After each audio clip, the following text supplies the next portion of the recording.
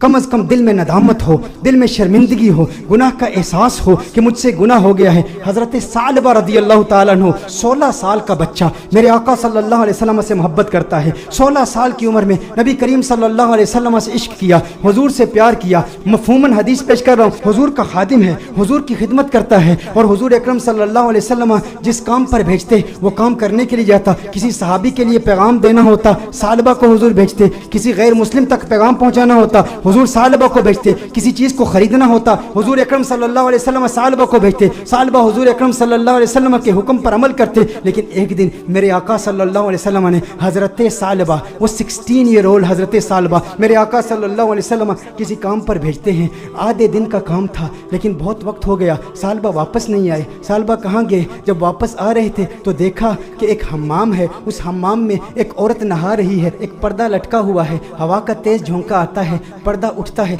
उनकी नज़र उस औरत पर पड़ जाती है। उनके दिल में कुछ रग़बत हुई, कुछ मैलान हुआ, दिल में ख्याल आया, है सालबा दूसरी नज़र तो हराम है लेकिन आज तूने किया क्या? आज तूने इस औरत को देख लिया, ये औरत नहा रही थी, तूने इस हालत में देख लिया। तेरा दावा ये है कि तू हुजूर अकरम सल्लल्लाहु अलैहि वसल्लम का गुलाम है। इतनी कम उम्री में अल्लाह जल्ला वाला ने तुझे इतना बड़ा मकाम दिया, इतनी बुलंदी दी। दुनिया तुझे खादिम मुस्तफ़ा कहती है, दुनिया तुझे हुजूर अकरम सल्लल्लाहु अलैहि वसल्लम का सहाबी कहती है। हुजूर का खिदमत गुजार होके इस औरत को तूने देखा। सालबा पर रिक्कत तारी हो गई, इस कदर रोए, चेहरा आंसुओं से भीग गया। सालबा रोते हुए अपने आप से ये कहते हैं, हो ना हो मेरे आका सल्लल्लाहु अलैहि वसल्लम पर ये वही नाजिल हो चुकी होगी, अल्लाह ने कलाम किया होगा कि सालबा मुनाफिक हो गया है, हुजूर अकरम सल्लल्लाहु अलैहि वसल्लम की खिदमत में रहने वाला, और इस तरह इस औरत को देख लिया, अल्लाह जल्ला वाला की वही आ चुकी होगी, किस मुंह से हुजूर की बारगाह में जाऊंगा। है सालबा अब तू इस बात का हकदार नहीं कि तू हुजूर की बारगाह में जाए। उस 16 साल के बच्चे के जहनी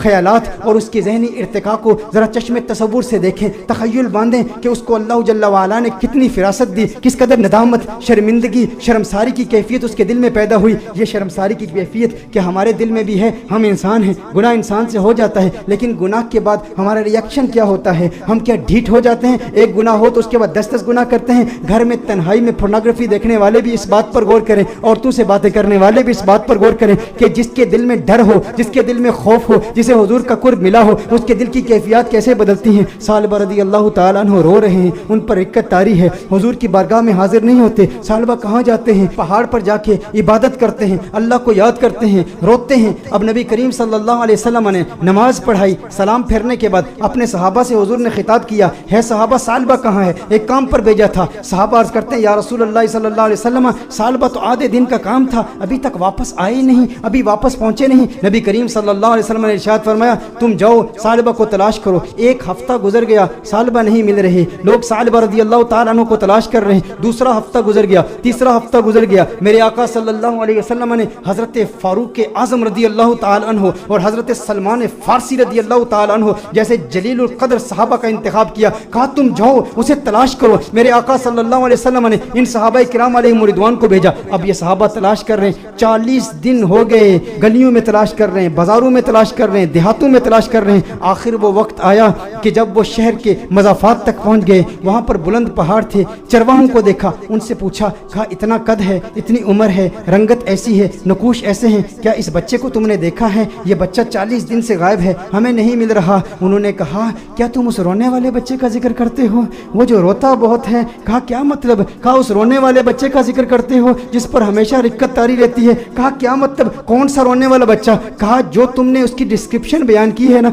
जब हम रात को सोते हैं ना तो उन बुलंद पहाड़ों से एक बच्चे की रोने की आवाजें आती हैं, उसकी दर्द भरी आवाज हमारे सीने तक पहुंचती है। वो रोता है और रो रो के अल्लाह को पुकारता है, वो माफिया मांगता है, हमें पता नहीं उससे हुआ क्या है। कहा वो आपके पास कब आता है? कहा हम चरवाहे हैं, बकरियां चराते हैं, कभी कभी आ जाता है, बकरियों का दूध पीता है और चला जाता है। फारूक आजम ने फरमाया कब आएगा? कहा ये उसके आने का वक्त है, अभी आ ही रहा होगा। फारूक आजम रज़ियल्लाहु ताला अन्हु, सलमान फारसी रज़ियल्लाहु ताला अन्हु अलहदा होकर छुप जाते हैं कि कहीं सालबा ही ना हो। देखते हैं कि सालबा आ रहा है, सालबा आ रहा है तो रो رو رہا ہے, دودھ پیتا ہے پیالے میں, لیکن پیالے میں دودھ کے ساتھ اس کے آنسو بھی گر رہے ہیں. فاروق اعظم رضی اللہ تعالی عنہ فوراً باہر آتے ہیں, سلمان فارسی فوراً باہر آتے ہیں. او سالبہ تجھے کیا ہوا ہے؟ سالبہ تیرا چہرہ بدل گیا, اس قدر نحیف ہو گیا, اس قدر کمزور ہو گیا. سالبہ نے فاروق اعظم کو دیکھا, کہا نہیں نہیں میرے قریب نہیں آنا, سالبہ منافق ہو گیا ہے, وہی آ گئی ہے, اللہ نے فرما دیا ہے. کہا کاہے کی باتیں کرتا ہے, کیسی باتیں کرتا ہے؟ کہا نہیں نہیں میں اس لائق نہیں کہ تم میرے قریب ہو جاؤ, میں جانتا ہوں حضور تک پیغام آ گیا ہے, میں ڈرتا ہوں. کہا سالبہ ہمارے ساتھ ہو. فاروق اعظم نے فرمایا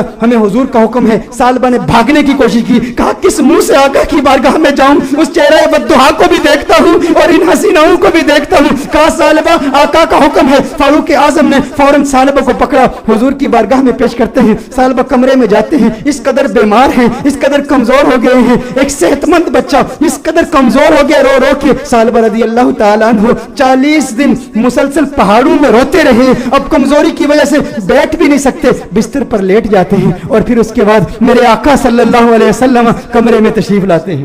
نبی کریم صلی اللہ علیہ وسلم جب کمرے میں تشریف لاتے ہیں, وہ کریم آقا ہیں, ان کی شان کریمی کے کیا کہنے, ان کی عظمتوں کے کیا کہنے. شہیدِ سالبہ کو دیکھتے ہیں تو میرے آقا صلی اللہ علیہ وسلم بستر کے قریب تشریف لاتے ہیں, اس کے سر کو اٹھاتے ہیں, اپنی گود میں رکھتے ہیں. ارے کیا قسمت ہے اس صحابی کی. میں کہتا ہوں دوستو گناہ ہو جائے لیکن گناہ کے بعد بھی شرمندگی بھی ایسی ہو, گناہ ہو جائے پھر گناہ کے بعد ندامت بھی ایسی ہو, گناہ ہو جائے لیکن گناہ کے بعد اپنے نفس کو سزا کا سلسلہ بھی ایسا ہو, اور پھر جب اللہ توبہ قبول کرتا ہے نا تو پھر قسمت عروج پہ ہوتی ہے, پھر اس کے مقدر یوں جھانکتے ہیں, اللہ ایسا کرم فرماتا ہے کہ اسے پھر آقا کی گود نصیب ہوتی ہے. میرے آقا ارشاد فرماتے ہیں اے سالبہ آنکھیں کھولو. سالبہ آنکھیں کھولتے ہیں, کہتے ہیں یا رسول اللہ, آقا میں گنہگار, میں سیاکار, آقا مجھے آپ کی گود ملی, میں اس قابل کہاں, آقا مجھے پتا ہے وہی آ گئی ہے, مجھے پتا ہے آیت آ گئی ہے, آپ کو بتا دیا گیا ہے کہ سالبہ منافق ہو گیا. یا رسول اللہ صلی اللہ علیہ وسلم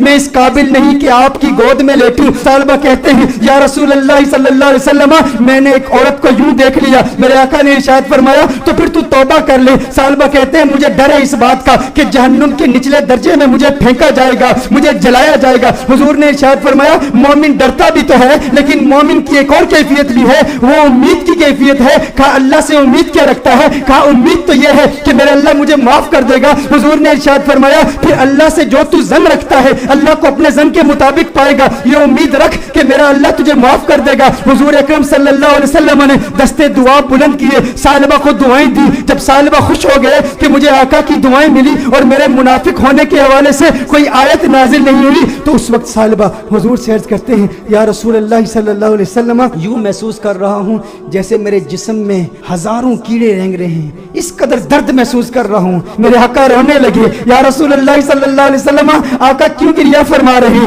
آقا کیوں رو رہے ہیں. میرے آقا نے ارشاد فرمایا اے سالبہ تیری موت کا وقت آ گیا ہے, ملک الموت آ رہے ہیں, تیرے جانے کا وقت آ گیا ہے. سالبہ نے دیکھا ارے مقدر والا ہے وہ جس کی موت آقا کی گود میں ہو, کاش یوں موت آئے میرے ہم نشین نزاکا اور ہو جائے منظر حسین, کاش یوں موت آئے میرے ہم نشین نزاکا اور ہو جائے منظر حسین. وہ ادھر اپنی زلفیں سوارا کرے اور ادھر دم ہمارا نکلتا رہے. اے کیسا قسمت والا ہے, آقا کی گود میں سالبہ کی موت واقع ہو گئی, سالبہ کی روح قفس انصری سے پرواز کر گئی. میرے دوستو یہی پیغام ہے, اگر چاہتے ہو آقا کا کرم ملے تو آج میلاد کی محفل کا یہ پیغام لے جاؤ کہ غم کا ایک سبب گناہ بھی ہے. اگر تم گناہوں سے توبہ کرو گے ڈپریشن ختم ہو جائے گی, حضور کا پیار ملے گا, حضور کی محبت ملے گی, حضور کا عشق ملے گا. والدین کو وقت دو, اپنے بچوں کو وقت دو,